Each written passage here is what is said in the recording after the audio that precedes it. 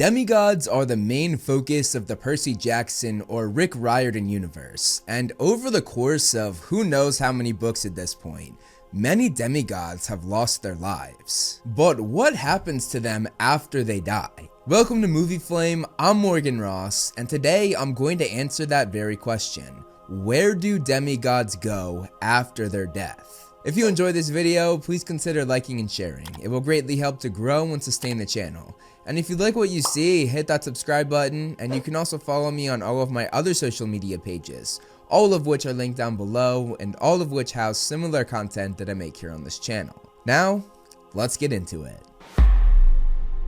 So to fully understand this, we'll have to start by going over a quick rundown of who and what demigods actually are. Demigods, also called half-bloods at times, are half mortal, half god. They're the children born from a god or goddess and a mortal parent. Pretty self-explanatory. However, though they have godly blood in them, demigods are not immortal. They have mortal souls, which means they can age, get sick, and obviously based on the title of this video, can die. Demigods do have the ability to live longer than the average human, but unfortunately, most never get the chance to tap into this power. This is because most of them don't make it past their teenage years. When a demigod hits puberty, usually in their early teens, they begin releasing a scent that monsters can detect. The stronger the demigod or the more powerful their godly parent, the stronger that scent becomes. And this leads to a lot of demigods dying in their teenage years. Now that we know that, let's talk about what actually happens when they die. When a demigod dies, the immediate physical outcome is pretty straightforward. Their mortal body dies just like any human would. Fatal wounds, blood loss, critical injuries, it all resorts in a corpse. However, the demigod souls don't just disappear with their body.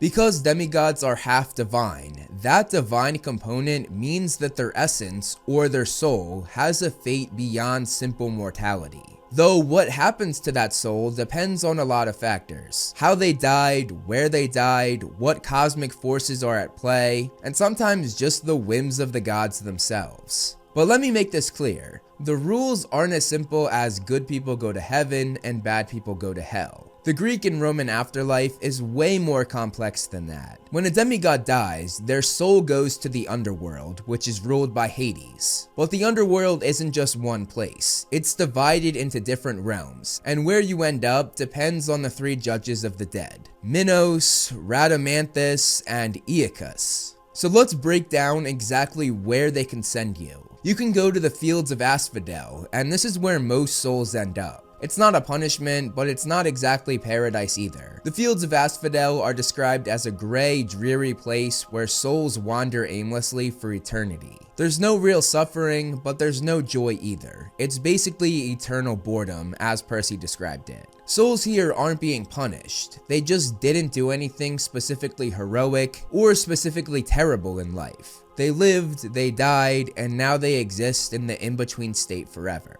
Then there's the fields of punishment, and this is the bad place. This is where souls who committed terrible crimes, angered the gods, or were just evil go. The fields of punishment are described as a place of eternal torment, and each person gets their own version of punishment. A good example of who ended up here was the demigod Tantalus, who fans of the Percy Jackson show met in season 2. In the fields of punishment, he was cursed to eternal hunger and thirst, never being allowed to eat or drink despite the fact that it was dangled right in front of him.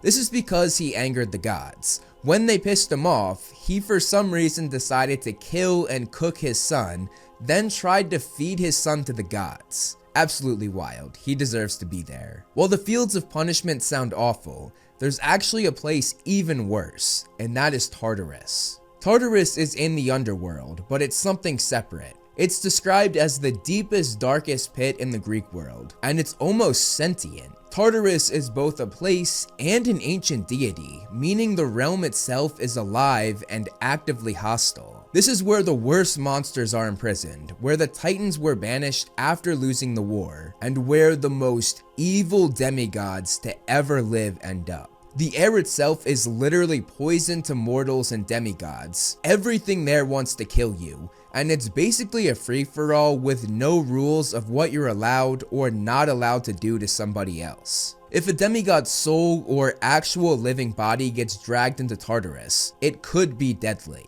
We saw this when Percy and Annabeth fell into Tartarus and were there for the entire book, The House of Hades. They were luckily saved by Tartarus' own son Damison, as well as Bob or Lapidus, who sacrificed themselves to allow Percy and Annabeth to escape through the doors of death. Souls trapped in Tartarus are exceptionally hard to retrieve. In fact, it's almost impossible. It would require extraordinary and divine intervention, much like with Percy and Annabeth getting help. But another example of this is Kronos, who actually escaped with the aid of another demigod. Kronos used and possessed Luke Castellan's body to come back to the mortal world and restart the war during the original 5 books. Tartarus is the place that is the worst of worst for demigods to end up.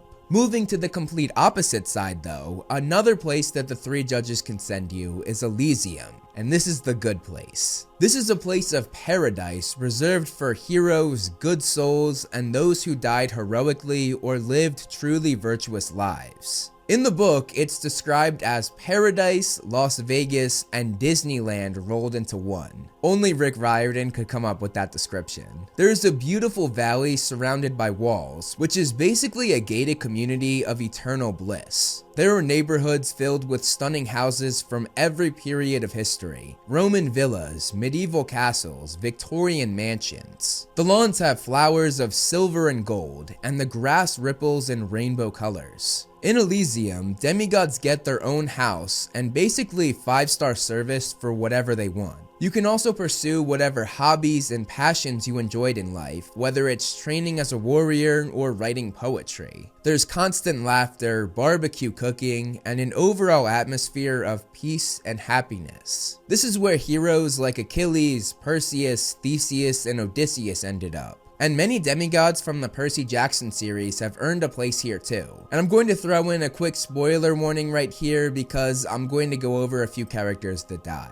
We know that Charles Beckendorf ended up in Elysium after sacrificing himself to blow up the Princess Andromeda. Beckendorf's girlfriend, Selena Beauregard, also went to Elysium because she died while fighting the Draken in Manhattan. This one could be controversial because she made it there despite her earlier betrayal, being a spy for Kronos. Her final act of heroism and sacrifice redeemed her in the eyes of the judges though. Bianca D'Angelo also went to Elysium after sacrificing herself to stop Talos, though she later chose to be reborn, which we'll talk about in a bit. Other demigods confirmed or strongly implied to be in Elysium include Castor, who died fighting Kronos' army, Lee Fletcher and Michael Yu, who both fell in battle, Ethan Nakamura, who died trying to stop Kronos, and multiple Camp Half-Blood campers and Hunters of Artemis who gave their lives in the Second Titan War. And this of course included one of the biggest examples of a hero making it to Elysium, Luke Castellan. Though he was literally Kronos, he made the ultimate sacrifice to save the world, just as the prophecy said. The 3 fates themselves took his body, and he was blessed by his father Hermes before going to Elysium. Hazel Levesque from the Heroes of Olympus series has a case that is pretty interesting. After she successfully saved the world with the Chosen 7, she was offered a place in Elysium. However, her mother Mary Levesque was going to be sent to the fields of punishment for her greed and selfishness. Hazel thought that this was unfair because her mother tried to save them both in the end, and she begged the judges to show mercy. The judges ended up compromising, and both Hazel and her mother were sent to the fields of Asphodel instead, so Hazel gave up Elysium. Jason Grace is also presumed to have gone to Elysium after sacrificing himself so that Apollo, Meg, and Piper could escape Caligula. Nico mentioned that he could sense Jason was somewhere better, and Apollo wondered if it was Elysium or Rebirth, which is what I mentioned earlier when discussing Bianca D'Angelo. Yes, demigods can choose to be reincarnated. If they choose to be reborn, they have the chance of receiving an even more amazing fate. As good as Elysium sounds, there's actually an even better place to go called the Isles of the Blest, which is in the middle of Elysium. If you make it to Elysium, you can choose to be reborn and try to make it to Elysium in your next life. Do this successfully 3 times, meaning you live 3 different hero lives, and all 3 of those lives land you in Elysium. You earn a place in the Isles of the Blest. The book describes it to have shady parks, athletic and musical pastimes, and is surrounded by beautiful lakes with amenities that Elysium doesn't give you. You're still in Elysium, and you can go to Elysium, but you essentially have VIP access to the Isles. Luke Castellan mentioned that he wanted to make it here. When he was dying, Annabeth told him that he would reach Elysium, but Luke said he would try for the Isles of the Blest. And as mentioned, Bianca D'Angelo chose to try and do the same thing. It's a brave choice considering you potentially give up a spot in Elysium, and you have to live heroically all over again with no memory of your past lives, but it leads to the ultimate reward. And that is everything that can possibly happen to a demigod if and when they die. If you enjoyed this video, I have lots of others just like it, like this one where I go over the entire life of Luke Castellan and his complicated journey. And I'm also covering the Disney Plus Percy Jackson show, going through it episode by episode. Here's the first episode breakdown for season 2 if you want to check it out. That's all I have for you guys today though. Thank you so much for watching, and I'll see you in the next one.